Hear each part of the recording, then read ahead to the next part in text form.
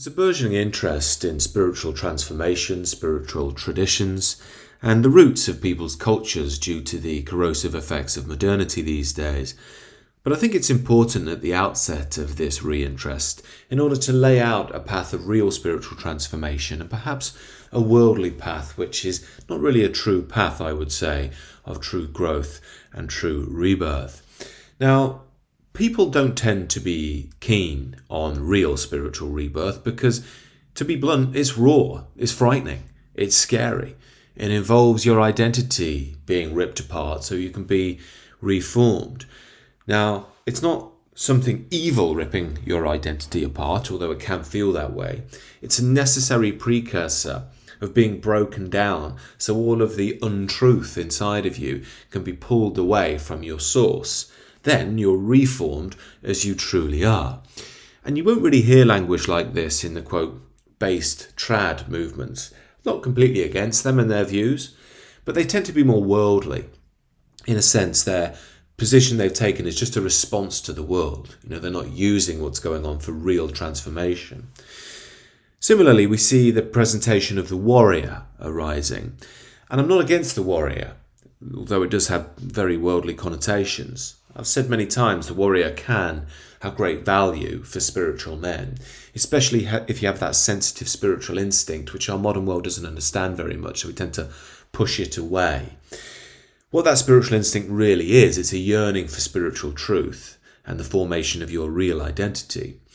But if you do have that and you have come into touch with it and it's not being abused and used in the wrong ways, then we can learn from the warrior. I've said on the channel before, it's important to try and have mentors who have warrior energy, be they in the gym or a MMA gym or whatever it may well be.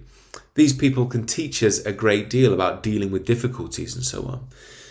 But we must also be aware that we need the four capacities of masculinity. That is the king, the warrior, the magician, and the lover. The warrior alone, although he could be courageous, can also create carnage if he doesn't have the wisdom of the other three to guide him. And again, this language isn't so popular because people tend to want to be the warrior immediately, be the hero. Again, there's Western messaging coming in. But the best thing we can do is get out of our own way when we're entering real spiritual transformation. We allow ourselves to be transformed rather than trying to be worldly and righteous straight away. What this allows us is to actually become righteous down the line, but do it in a divine energy. Do it without being susceptible to the poisoning of dark forces, if you will. This is why I've had this channel recreation. Of course, the sacred way is a play on the narrow gate that Jesus speaks about. And Jesus says only a few will find this gate. Only a few will enter that way. And that's again because it's not a worldly path. He's not offering us success here. It's not about self-glorification. It's not about thinking I'm the best thing since sliced bread and I'm going to go and fight evil all by myself and be the hero. That's not what it's about. It's about opening ourselves up to true spiritual revolution and letting the divine dictate what it is that we should do and how we should do it. And again, modern man, Western man, maybe all man throughout all time, has never liked that because it's pride. I'm in control of my path and I do things my way. However, when it comes to our deeper resonance, that's not really going to help. We need to be able to let go, and we will see true divine guidance, that which has given birth to all the great traditions of the world, take charge. Now, there are some gifted souls who can intuit this, although they are a massive minority. The reality is most of us have to be beaten and humbled by life. It's why challenges, a bereavement, a divorce, an addiction, a mental health breakdown, whatever it is, often act as precursors to people having deeper revelations about their true nature. Why? Because they've been humbled. It happened to me. I've shared about it before. My late 20s, I was really lost, chasing women, drinking booze excessively, but also just living for myself, aiming towards the wrong coordinates. And it had to hit a wall, and it hit a wall, and it wasn't pleasant. And I did feel like I was falling through thin air at times, didn't know who I was. But when I hit the ground, I realized, I had to go through this. It was stripping away all of the untruth inside of me, allowing all of the layers of me that were blocking the true light of the Spirit to fall away. And yeah, it wasn't easy, and I was lucky to meet some good people who could guide me. But once I'd hit the floor, I'd been humbled. And when I hit the floor, and I had no excessive ego to protect, to defend, I could let go of the fears that came with that. The fears of tomorrow, the fears of yesteryear, the stupid things I've done in the past, and so on. And I found just a very simple sense of peace. Christ has a teaching about faith can begin the size of a mustard seed. It spoke a lot to me, that. It can be very small, but very powerful. And I remember thinking, whatever this is, it's better than what I've been doing. And I just want to let go to it because I can feel its warmth in my heart. I can feel the peace. Now, what had happened to me is I'd had to get to a place where I was standing naked. Not literally, of course, metaphorically. I'd been broken down. And with that, I intuitively knew that I had to give that nakedness to something where it could be protected. For me, that was the divine energy, and I was right to do that. I remember distinctly going to see a woman I used to be really into, toxic relationship, and I remember going to see her after all this had happened, and I thought, I can't believe I got so lost in you. And I realised that worldly stuff really made sense. I was like, she's not this poor girl, it's not her fault. But I realised that dark energies were working through her to pull me into the idea that she could complete me. And I realised, no, she can't. She's just a girl, just a human being. And there's something in me that's grabbed into a toxicity in her and got me completely trapped.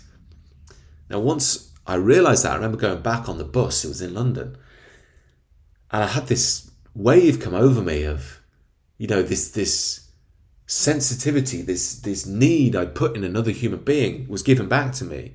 And the intuitive knowledge was, give that to God now. It belongs to God. And since that time, I felt much more stable. I'm not saying that my life's been perfect. I'm not saying I'm without fault or sin, or I don't get nervous or angry or whatever sometimes. But I've just noticed that the stability of my life at its very core improved dramatically, especially when it came to relationships with the opposite sex. I wouldn't be married now if I didn't go through that experience and have a son with my wife. So the point I'm getting to is we often have to be broken down to that raw level where the mind stops trying to define everything, because the mind is only going to have limited worldly ideas of what's true. Doesn't mean they're always false, but it means they're limited. And we need to break beyond the mental layer into the true spiritual layer, which is the source of what we are and the source of the civilization, the source of the tradition around us. Now, this isn't an easy process. I've often believed that standing naked is a good metaphor because the sexual and the spiritual are the two areas where perhaps human beings are the most vulnerable. And it's probably why people get wounded in those areas more than others. If someone's been abused, male or female, in the sexual, they can really shut down, become resentful towards the world, the opposite gender, and so on. Same with the spiritual. If someone's abused in that world, that they will turn against God or religion or a spiritual teacher for the rest of their life. You see that a lot with, people. I was a Catholic, I was taught by the nuns, and the nuns did them such harm, or some abuser did them such harm that they're too damaged to ever go back to God or to the language around it. It's exceptionally sad, but they've been wounded on a very, very deep level. I think that's why Dante's Inferno makes a point of the betrayers being one of the lowest rungs of hell. But the point I'm getting to here is within these sexual and spiritual dimensions, which are the most sensitive of ours, we also get the greatest beauty. The greatest strength is in there. The greatest, most ecstatic experiences of connection are in there. But we have to be really, really careful. I think it's an argument that modernity has made a real mess of sexuality on purpose. It's made it robotic rather than magical. That helps dehumanize people. It's a video for another time, but it's a way the dark forces can dominate. But if we can have the strength to really open ourselves up as we are, and maybe we're not ready for it, not everyone's ready for it. It takes time to go through that process. Then we can begin the real work. But here we really must trust the people we're working with.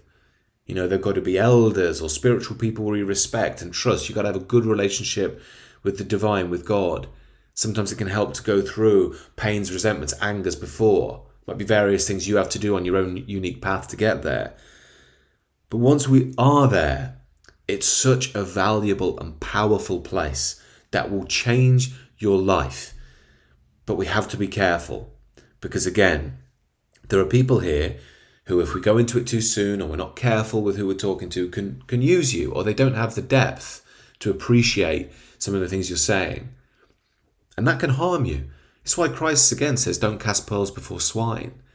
Be careful what you're showing to the wrong people. And the same modern day version of that would be don't bleed in front of sharks. That's why I started this side channel.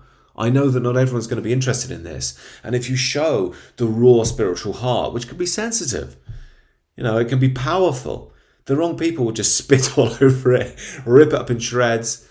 And if we're spiritually inexperienced, or if we're going through a rough time, it can be hard to see what the world will do to real beauty, to real life. So the point I'm trying to make here is we have to go into this space of true transformation in order to become what we really are, in order to be able to stand for what's truly real and what really matters, to be righteous in our actions. But we have to do it carefully. And we don't want to avoid the true spiritual dimension by making it too worldly and into these modern ideas of tradism and so on. Yeah, they might speak to some of the right things, but again, they're lost in the world a lot of the time. What we're moving towards is the real transformation to create the real wise men of tomorrow. And wise men never become wise by sitting on their city and posting edgy memes or talking about being based and trad. They do the real work. Their soul is truly transformed. That's the work I want to move towards in the future.